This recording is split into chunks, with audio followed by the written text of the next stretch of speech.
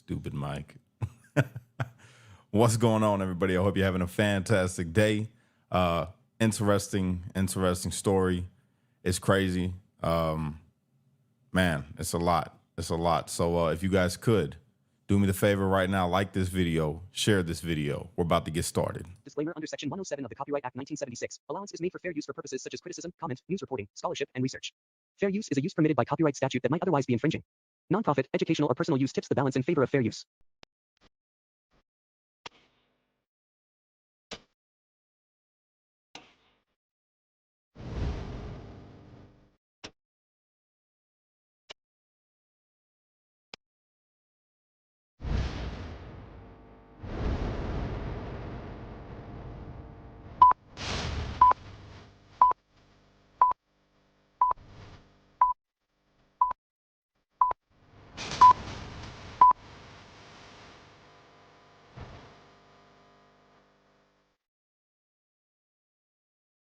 What's up, everybody? So I came across this story about Marcellus Williams. I hadn't heard too much about it before. I may have seen it on my feed and didn't really pay it no attention, which now I regret, because today this man is set to be executed. And I looked into the case because I'm like, why is everybody up in arms, about this brother? So I start looking at the case and I start watching these different videos, and it's incredibly tragic. And this man has been in prison, I believe, 24 years, and there's no evidence against him. In fact, there's evidence pointing to his innocence, yet he's still going to be executed. Now, the story gets crazy because I guess the former governor that was there was going to not execute him. And when he, stepped down or whatever happened with that governor, this new governor from 2020, Mike Parsons, he comes in and he says, no, we're going to go forward with it. And the family of the victim came and spoke up in defense of Marcellus and saying, no, they want to call it off, if there's maybe evidence that he's innocent. And even the prosecutors are saying, hey, we might want to hold off on this because there's evidence that suggests he might be innocent. And still, they said no. The Supreme Court of Missouri said no. The governor says no. And no one knows why. They can't understand why. And today it's set for 6 p.m. He's supposed to be executed. And it's tragic because if this man is innocent and you got the prosecutor saying it, you have the family saying it, and now all these people, before we get into that, let me pull this up. I want you guys to hear this. This is Marcellus Williams, a man who's set to be executed in 4 days. Now, I have a problem. One of my followers just sent me this information, so I did hours of research, and I witnessed something that I've never seen before. The prosecutors, the people who put people in jail, came out and said, hey, he might not have done it. Can we just give him life in prison instead? They were denied. The family of the victim, he supposedly came out and said, hey, don't do it. And they were ignored. But why? Well, the answer is no one knows. But the story gets a little crazier than that. See, this isn't the first time he was supposed to be executed. Back in 2015, in the last minute, the governor of Missouri, this was in Missouri, by the way, comes out and says, stop. They found new evidence. He really might not have done it. So the governor makes a special council of judges to do an investigation. They said, okay, well, he might not have done it. We're making you a report, governor. The governor says, great. But the governor resigns. A new governor comes in and he says, I don't want to see the report. You guys are all done. And he's going to be executed. So they went to the Supreme Court of Missouri. And the Supreme Court of Missouri said, let's just go through with it anyway. So the prosecutors came out and they did their own investigation, and they said, wow, he really might not have done it. The trial was a mess, and I'm going to be frank here, racist. 11 white jurors and 1 black juror were selected in Missouri. A black jury was rejected because his hair was kind of messy and unkempt. He didn't look trustworthy. And most importantly, the DNA on the weapon did not match his. So the prosecutors go over to his team. They said, let's talk it out. What if we just give him a plea deal, life in prison, which would give everyone time to come together and figure everything out. But in what is being called a bizarre twist, a judge rejects it. He just says no. we're going to go through with it anyway. Now, all people are asking for is time. They're not asking he walks out. They're just asking for time. And it would be one thing if his team was asking for this to be stopped, but if prosecutors, if representatives, if people, if the victims' families are asking for a little more time, then I think it warrants that. Now, 4 days is not a long time, so where do we go from here? Well, as many people as possible needs to be aware of this, because bringing attention on an issue does a lot more than people may. So this is why I'm doing this, because it just brings attention. You know, as you see in the description, I made it to where if you wanted to go on X and hit up the governor, you could do that. A lot of people have. It's messed up, and I don't understand this. And I'm gonna tell you right now, Governor Mike Parsons, if you happen to be listening to this, man, look, I don't know you. So I know people online right now are calling you a racist, and, you know, they got a lot of things to say about you being the butcherer of Missouri and all kinds of stuff, right? I don't know you. I don't know you. But I will tell you this, man, right now is the pivotal moment in your time as governor, in your political career.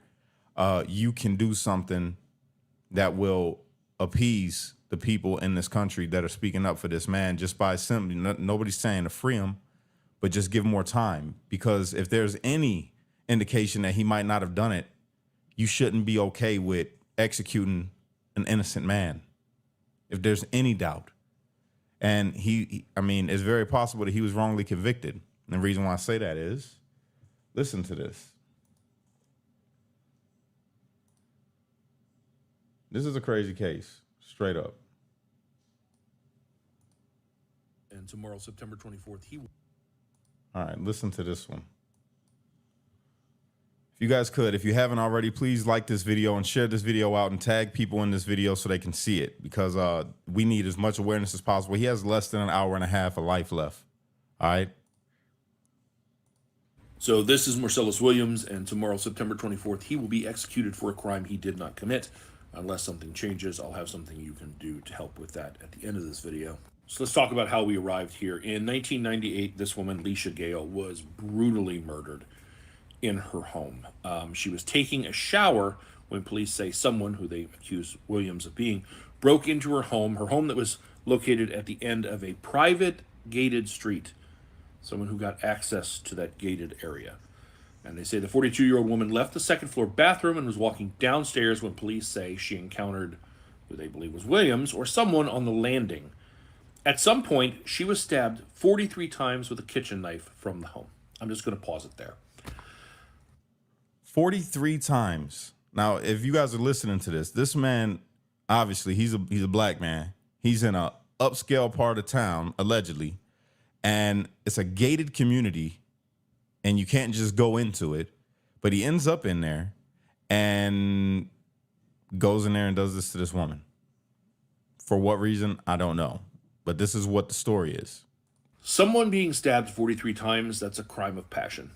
There is a ton of anger and hatred it takes to stab someone 43 times. It is almost always someone who knows the person, or like a serial killer who has a ton of anger and hatred and has chosen this individual to be the outlet.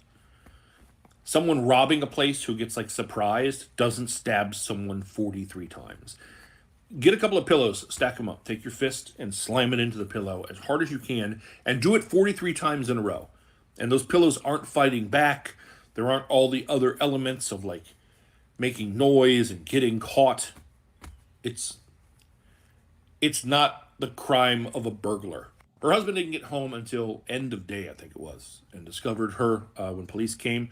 They collected hair and fiber samples from her hands, from her person, and then months went by with no leads, no anything to go on. Her family put up $10,000 as a reward for information that led to a conviction. And not long after that, an inmate named Henry Cole. Okay. So there was a reward put out of $10,000 if somebody came forward and it led to a conviction. That right there calls for incentive. That's incentive for somebody to put a crime on somebody. That's just my thought. Cole and Williams' girlfriend, Laura Asaro, named Williams as the culprit. At the time of the conviction, Williams had just started serving a 20-year prison sentence for robbing a downtown St. Louis donut shop. No forensics evidence tied Williams to the crime scene, but a jury convicted him of murder and burglary. They found all these fibers, all of these things, hairs, etc. None of them matched him. There was nothing in her home that tied him to ever being there, but he was convicted anyway. Okay. So he was already locked up, serving a sentence for, as you just heard, robbery. He was trying to rob a donut shop. Now, if you're trying to rob a donut shop, and this is not to throw shade at Marcellus, I'm sure that he's done rehabilitated himself the whole time he's been down. And typically that's what happens, and I see his image of him. The brother looks like he's got involved in religion and, changed himself up. So I'm not trying to throw no shade at him. But a person that's going in to rob a donut shop and you get caught robbing a donut shop leads me to believe that you don't have the James Bond type skills to get in and out of a situation without leaving a piece of evidence, a shred of evidence. They got all types of evidence that none links to him. Very suspicious. Williams' attorneys have argued that both informants stood to benefit from their cooperation with prosecutors and that their stories sometimes changed or conflicted with other details about the killing. Both of the witnesses have since died. There was nothing that linked him to this crime. There weren't witnesses that saw him, scaling the wall in the gated community, or evidence that he had been at a store nearby where it happened, when it happened. And there was no, like I said, DNA of his inside the house. What they have found since, however, is DNA testing found an unidentified male's DNA on the knife that was used. Doesn't matter. An unidentified male. Okay. An unidentified male. It's not him. They found the DNA on the knife, not his, an unidentified male. How was this man still being executed? Match him, doesn't match the husband, doesn't match anyone who is known to be in that home. So almost certainly it is the killer's DNA. And still they plan to execute this man. Due in large part to this man, Attorney General Andrew Bailey, not wanting to say the state was wrong, or maybe just wanting to watch another man die. They've already executed 2 this year in his state. He claims that the defense created a false narrative of innocence in order to get a convicted murderer off of death row and fulfill their political ends.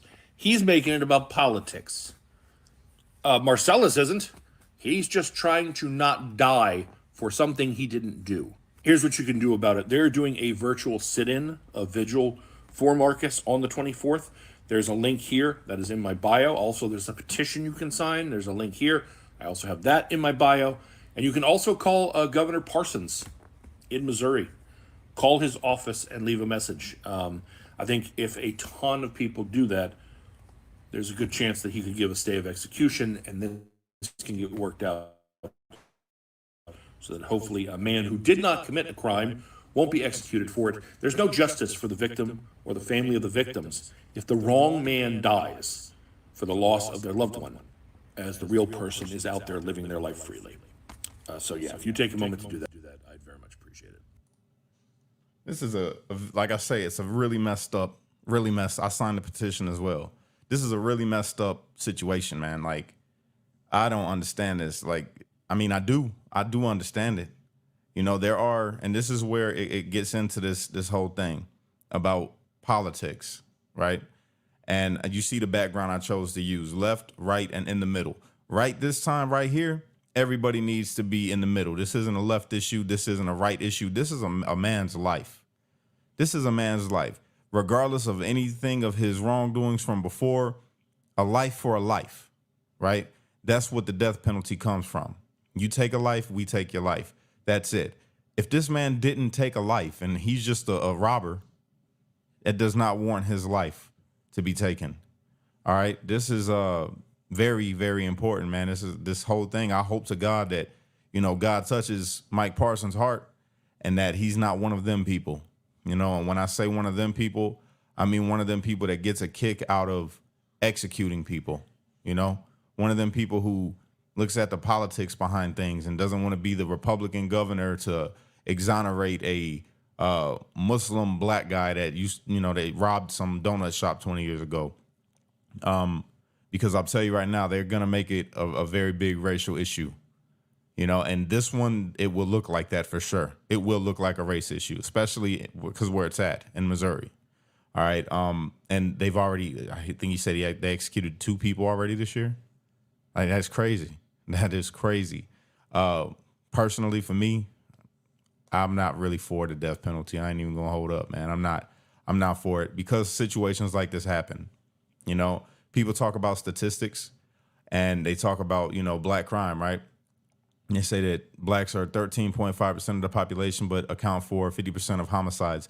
But the statistic that isn't thrown out there is that over half, and I just found this out myself, over half of the people that end up convicted for a crime of homicide, half of them get overturned. I did not know that. I did not know that statistic.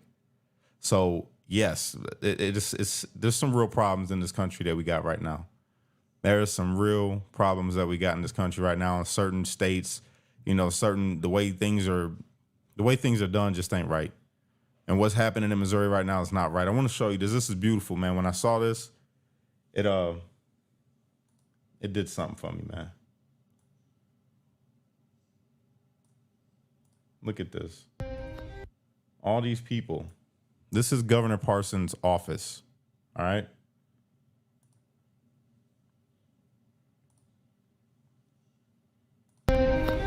Look at all these people. Look at all the papers they're holding. That's a petition. And that's literally like 20 minutes ago.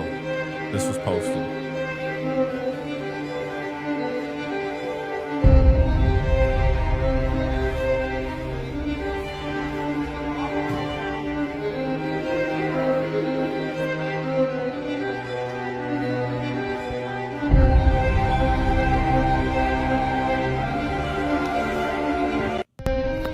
A lot of people showed up, you know.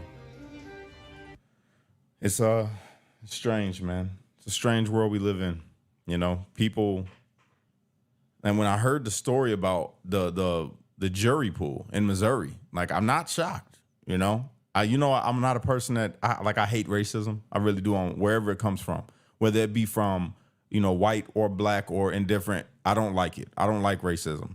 So when racism is spotted blatantly, that's an issue. And you're asking why I'm saying that? Look at this.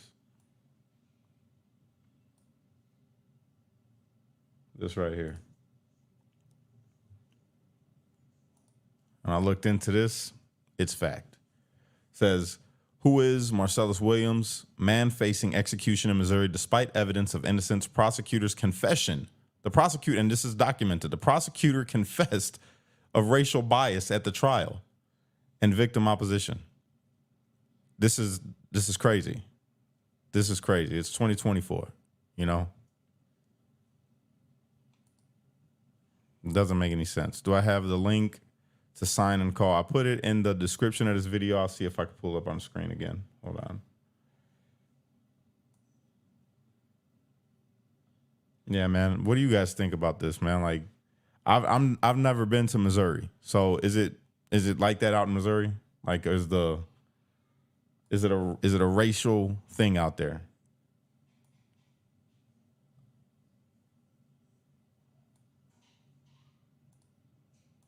I'm looking for it, y'all. You said you signed. Can somebody put it in the chat, please? Put the petition in the chat if you've signed it already. Just throw the link up there. You say I signed.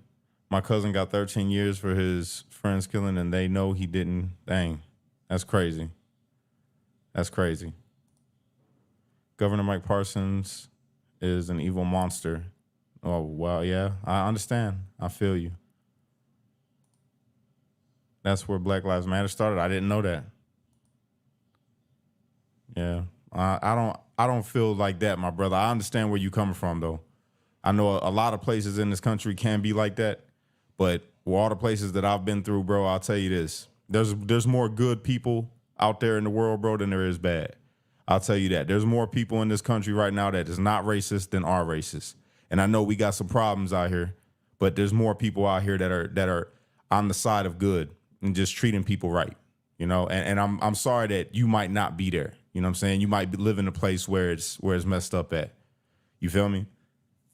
So I feel you. I understand where you coming from, bro. But we got to change this country, man.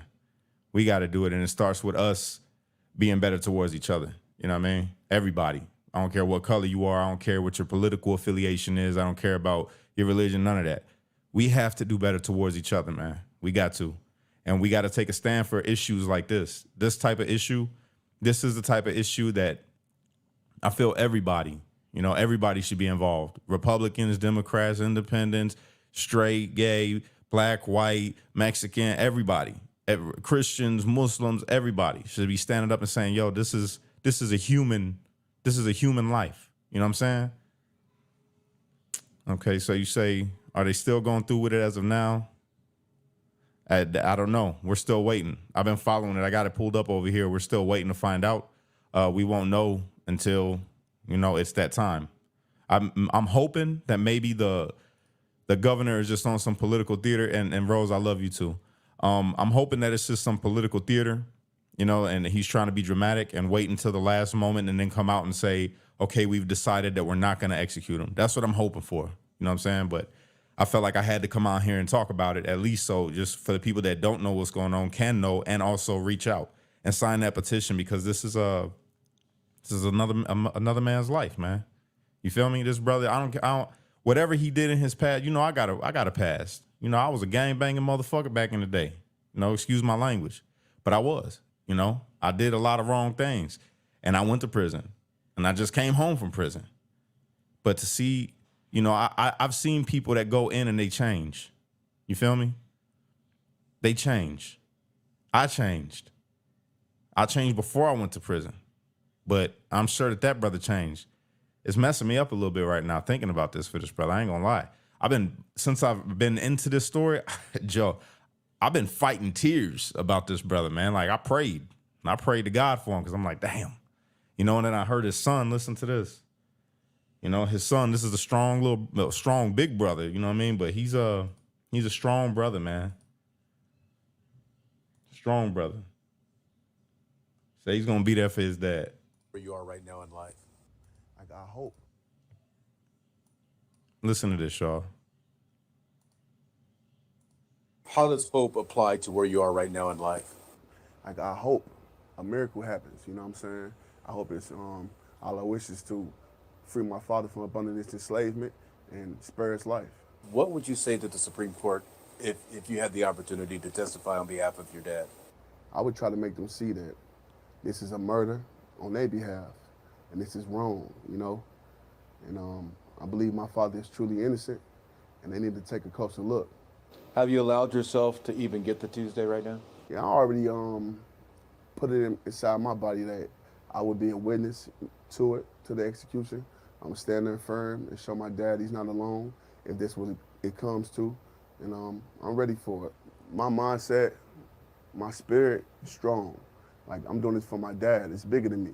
So for me to be there in that time, if it comes to that, it's like an honor where I'm gonna see him off. So if this is the way that he going out, we already made peace. That's a strong brother, man. That's a good son. And again, I see the comment, Bay Savage. I don't know if they talking about making it a lie. I hope not. That would be, foul too. But it's messed up, man. This whole thing it's a bad situation, y'all. It's a real bad situation. So I'm asking y'all, man, silently inside yourself, put a prayer up to God that a miracle comes through, and that not only that the miracle comes through, that he's not executed, but that he ends up getting exonerated, and that the truth comes out, so that family can have closure, because that's sad in itself too. Now they're not, the family's not only dealing with the fact that their daughter was heinously taken out of this world, but that the person that did it could possibly still be on the loose, and another man is about to be executed and was convicted for this crime. And that's weighing on them so much that they reached out to the damn governor and the prosecutor themselves. You know what I'm saying? And say, yo, he might be innocent. We don't want this. And we got to stop this. That's a whole different story in itself. You got to look at that. And it's like, it's sad, man. It is. It's sad. And then it causes these thoughts in the minds of people, like myself. Like, I'm really battling with them myself about, like, having the thoughts of racism. You know what I'm saying? I'm having thoughts that I'm battling because I know, you know, I know what I know. And you know the things that I preach on here. You feel me? But it's just like right there in your face. And it's just, man, you know? And I know that other people that ain't been down the different holes that I've been down are looking at this and they're saying, you know what they're thinking? I'm going to tell you what black people across this country right now are thinking. Right now. They're saying, the ones that believe hardcore that America is a racist place, they're thinking in their minds, another brother is going to be executed by this racist government. That's it. And whether you agree or disagree with that statement, you have to understand why they would feel like that. If they've been only shown this type of treatment or shown this type of treatment to others, and they start to believe that, even if they're starting to come out of it, this situation right here can set it all the way back. It can set it all the way back. And I hate it. I do. Let me see. Yeah, it's sad, y'all. It's sad. And yeah, if you guys could, please reach out. Reach out, man. Reach out. And if you haven't already, please like this video right now. All right, so this gets in the algorithm. I need everybody just to hit the like button so that this can go out into the algorithm and people can see it. And if you could, please share this video. You know, share it out one time to somebody. Share it on a page, share it in a message, whatever. But do that for me right now and get this out. And we gotta hope for the best. We'll find out here in a little bit if he gets stayed. So I appreciate y'all for tuning in. I know I didn't schedule this one, but I will be back on. You know, tonight is Truth to Set You Free. So I'll be back on at 6 p.m. hopefully with good news. Hopefully you all know before me. But yeah, please hit that share button. All right. And if you're new here, please subscribe to the channel. I appreciate you. Peace.